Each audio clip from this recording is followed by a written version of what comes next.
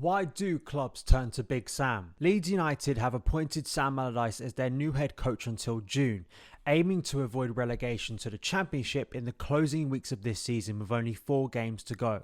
In just over a year, Leeds United have gone from Marcelo Bielsa to Sam Allardyce. Quite an evolution, or maybe a downgrade. So why have Leeds turned to the stereotypical firefighter in their time of crisis? Is it smart? Is Allardyce harshly treated? Do clubs need to look beyond coaches like Allardyce who seem behind the times? Allardyce was last in the top flight in 2021 when he took over from Slaven Bilic at West Brom, aiming to do a similar job and prevent the Baggies from going down. He failed to do so, ending his proud record of never being relegated from the Premier League, after being able to maintain his record in his 3 previous roles at Everton, Crystal Palace and Sunderland. Allardyce is known for his no-nonsense approach and pretty reactive style of play, which is frowned upon in a game that is becoming more progressive across the Premier League. His arrival at Leeds is particularly ironic given the sheer scope of differences between the perception of Bielsa and Allardyce. But it does show how old methods still maybe have their place in the Premier League. Roy Hodgson's renaissance at Palace has challenged the perception of an out-of-date coach,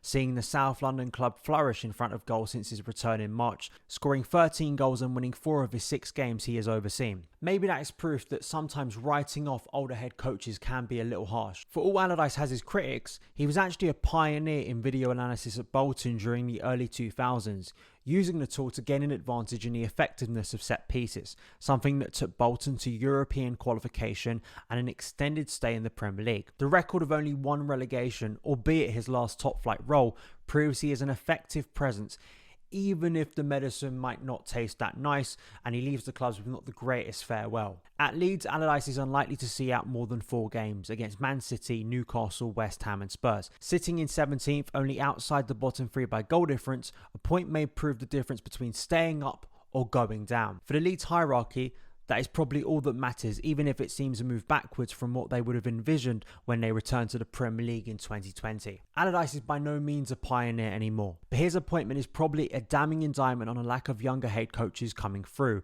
or the inability of clubs to trust them unless they are a big name ex-player with good publicity.